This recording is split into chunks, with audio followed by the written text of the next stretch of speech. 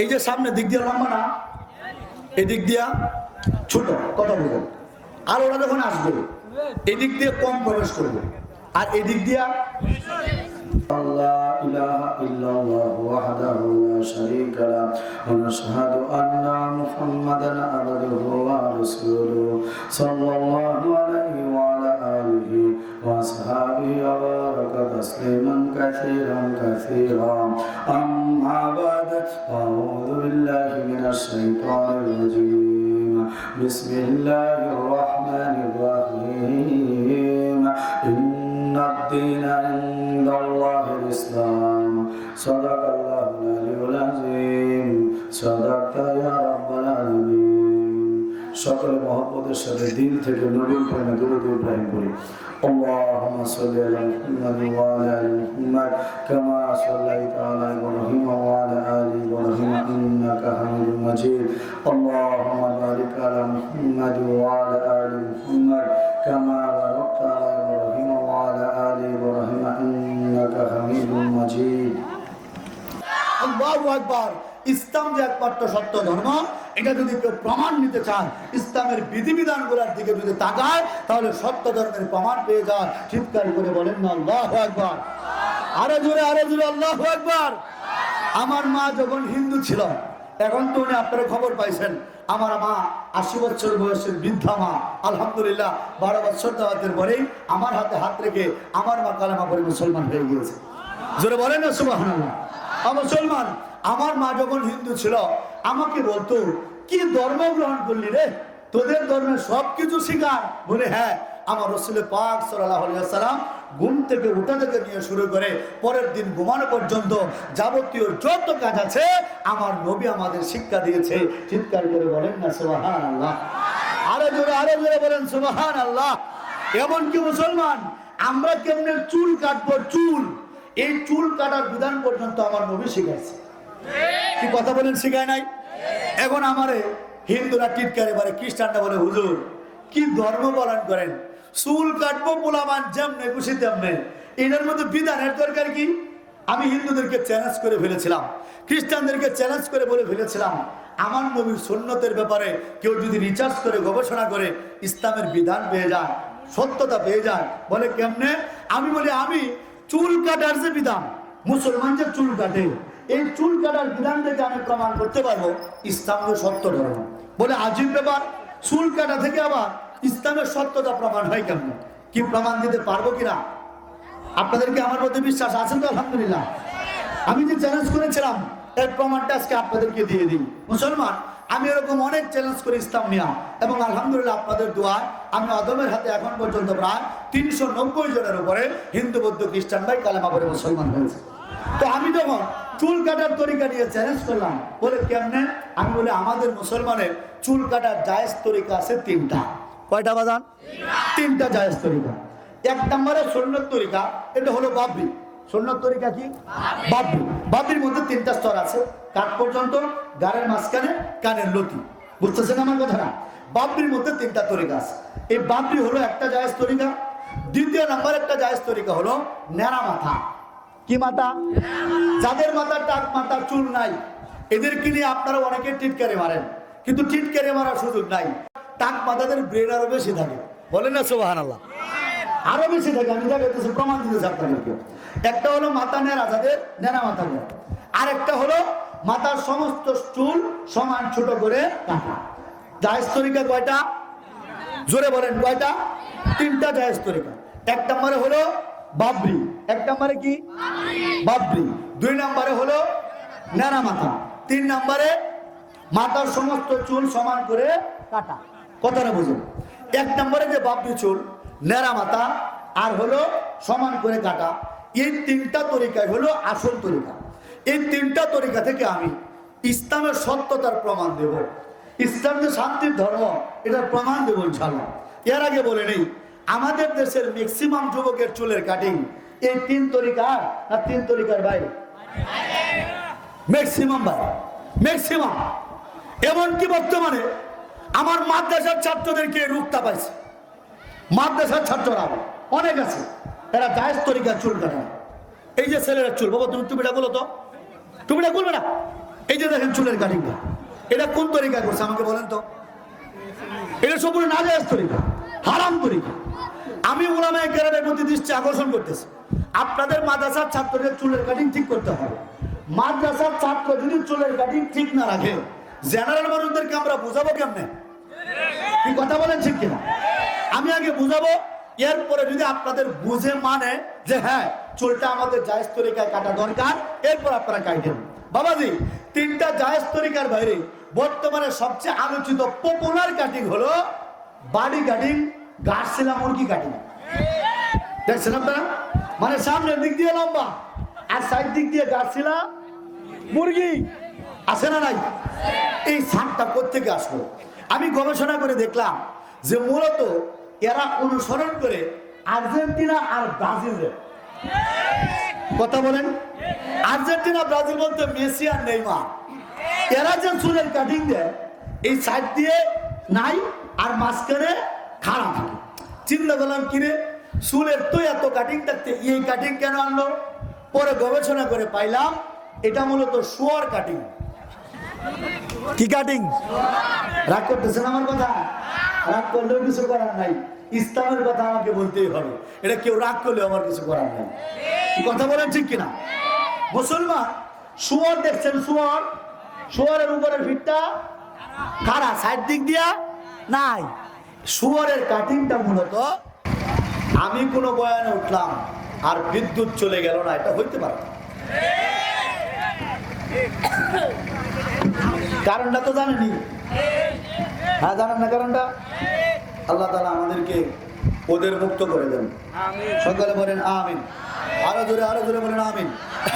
যে কথা বলছিলাম, কাটিং কি দেয়? শুয়ার কাটিং। কি কাটিং? কি কাটিং? আপনারা যারা মুসলমান যুবক, মুসলমান ভাই, আপনারা কি শুয়ারকে মনে প্রাণে বিশ্বাস করেন? খ্রিস্টানকে ভালোবাসেন না রাসূল সাল্লাল্লাহু আলাইহি ওয়াসাল্লামকে ভালোবাসেন? আমি সায়েন্সের ব্যাখ্যা দেওয়ার আগে নবীর প্রেম থাকতে হবে। জোরে বলেন কথা ঠিক কিনা? আজকে প্রথমে নিয়ত করতে হবে যে আমি নবীর প্রেমে, আমরা যারা মুসলমান আজকের পর থেকে জায়েজ তরিকার বাহিরে আমরা চুল কাটবো না। কালকে সকাল থেকে আমার চুলের কাটিং ঠিক করবো, তিনটা জায়েজ তরিকা চুল কাটবো। কার কার নিয়ত আছে আমার একটু হাত তুলে দেখা। সব দিয়ে হাত তোলা নাকি? হাত তুলে নাকি? পিছিয়ে বড় ভাই হাত তুলুন। আল্লাহু আকবার, আল্লাহু আকবার। এই পিছিয়ে হাত তুলছস আইদের ভাই? হ্যাঁ তোমার চুল ঠিক নাই। আল্লাহু আকবার।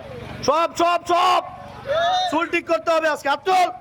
আল্লাহু আকবার। মাশাআল্লাহ, মাশাআল্লাহ, মাশাআল্লাহ। তাহলে আজকে থেকে আমরা শুয়ার কাটিং দেব না। রাজি আছি তো ইনশাআল্লাহ?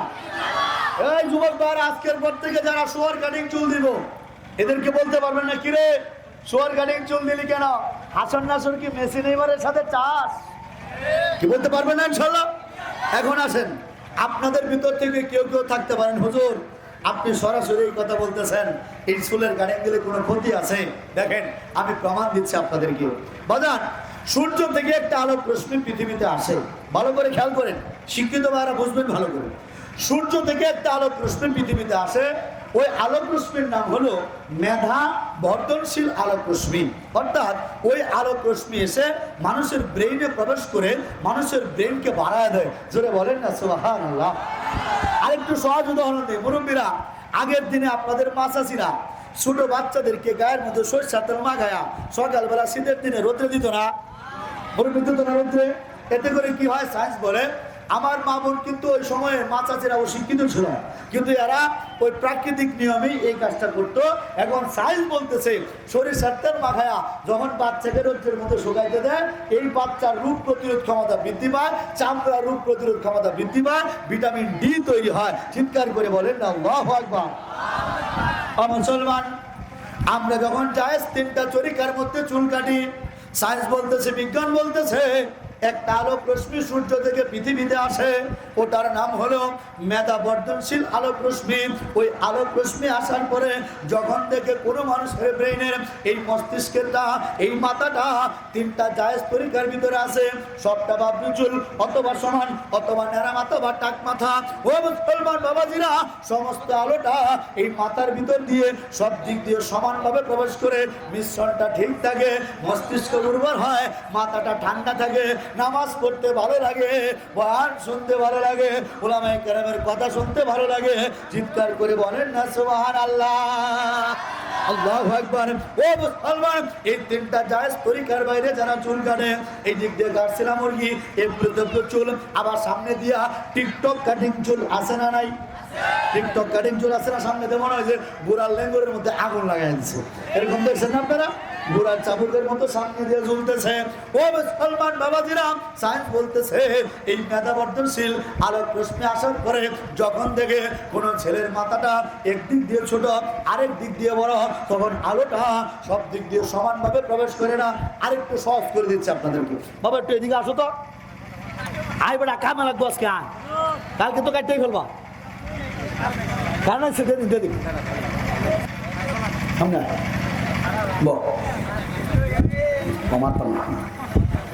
এই যে দেখেন আমার তরিকাটা বুঝুন। এই যে সামনে দিক দিয়ে লম্বা না, এই দিক দিয়া ছোট, কথা বুঝুন। আর ওরা যখন আসবে এই দিক দিয়ে কম প্রবেশ করবে, আর এই দিক দিয়া যারা রাজমিস্ত্রির মাল মাখানো দেখছেন, সিমেন্টের মধ্যে বালুর মধ্যে পানি যদি বেশি বাইরে দেয়, মিশ্রণ ঠিক থাকবো? হ্যাঁ, দেড় পাতলা হয়ে যায় না বাজার, পাতলা হয়ে যায়। ঠিক অনুরূপ ভাবে যখন চুলের কাটিংটা সব দিক দিয়ে যদি আমার থাকতো, সমানভাবে প্রবেশ করতো, সবটা যদি এরকম থাকতো সমানভাবে ঢুকতো, টাক মাথা থাকতো সমানভাবে ঢুকতো। কি কথা বলেন ঠিক কিনা? মাথাটা ডান না থাকতো, ব্রেনটা ঠিক থাকতো। এই যে বেশি এদিক দিয়ে কম যায়, এদিক দিয়ে বেশি যায়, মিশ্রণ ঠিক থাকে না, এলোমেলো হয়ে যায়। এরপরে কয়দিন পরে পরে মন্ডাল হয়, মাথাটা পড়তাম না, শিক্ষক এসে না বলে চলে যায়। তুই এরকম করিস না, যা মন চলে যা, কিছু কথা বুঝতেছেন আপনারা? আমার বাজান, আপনারা ভালো করে বুঝেন, এই তিনটা জায়েজ তরিকার বাইরে চুল কাটলে মস্তিষ্ক ঠিক থাকে না বাজান, ব্রেন ঠিক থাকে না, ব্রেন এলোমেলো হয়ে যায়। এরা রাস্তায় যারা প্রস্তাব করে আর সিরা ভ্যানকে ফ্যাশন মনে করে। কথা বুঝতেছেন আপনারা? সিরা ভ্যান দেখবেন, জিন্সের ভ্যান, এই দিক দিয়ে সিরা, ওই দিক দিয়ে সিরা, মনে হয় কুত্তা কামড়া খাই আছে ভাই, আছে না? এই যে দেখো, আমি দূরে গিয়ে দেখেন প্রমাণ এনে ভাই, এটা আর পড়ো না, এগুলো আর পড়ো না। কথাটা বুঝতেছেন আপনারা? আমি বলি কি রে, সিরা ভ্যান তালি দেওয়া কেন? তুই ফকিরনি নাকি? বলে না, এটা স্টাইল। এটা কি? এটা কি?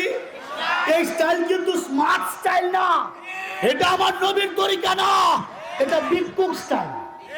কি স্টাইল? এটা ভিক্ষুক কাটিং। আপনারা কি বলেন, এই শার্ট কি আমাদের এলাকার পোলাপান দিতে পারে? জোরে বলেন পারে? যে সমস্ত ছেলেগুলো এই মাথার চুল ঠিক করে কাটে না, এরাই কিন্তু রাস্তায় দাঁড়ায় প্রস্তাব করে। আমার মহিলা মাদ্রাসার ছাত্রী সহ এই সমস্ত বগাটেগুলাই জায়গায় জায়গায় জায়গায় জায়গায় ইফতিজিল করে, এবং এরাই কিন্তু এরাই গাঞ্জা খায়। এরাই কি খায়? বেদ ঠিক নাই, গাঞ্জা তো খাইবই। কথা বলেন ঠিক কিনা?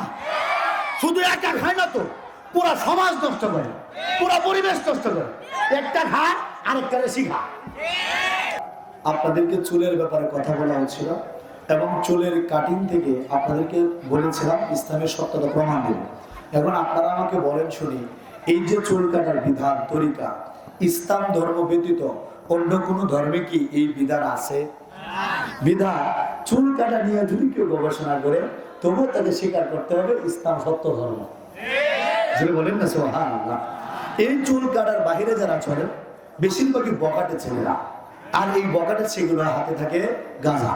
আমরা বলি গাঁজা, গাঞ্জা, এরা বলে সিদ্ধি। এরা কি বলে? সিদ্ধি। তবে সিদ্ধি যে শব্দটা, এই শব্দ কিন্তু সাধারণভাবে শেখা নাই, একটা বিশেষ জায়গা থেকে শিখছে, এক বাবাদের দরবার থেকে। বলেন তো বাবার দরবারের নামটা কি? মাজার। মাজার। কথা বলেন না কেন? এই যে সিদ্ধি যে নামটা, গাঁজার নাম, গাঞ্জার নাম যে সিদ্ধি রাখলো, এটা কেন শিখাইছে? ওই যে জটলা বাবারা আছে না নাই?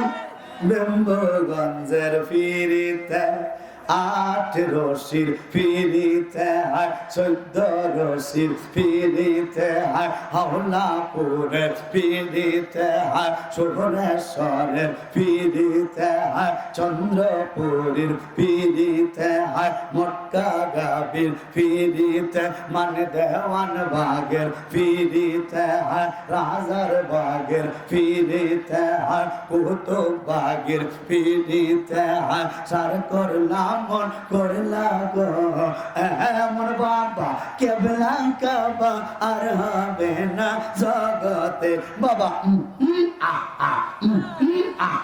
আছে না নাই যুবকটি কথা বলে না আছে না নাই আমি এক জায়গায় জিজ্ঞেস করলাম কি রে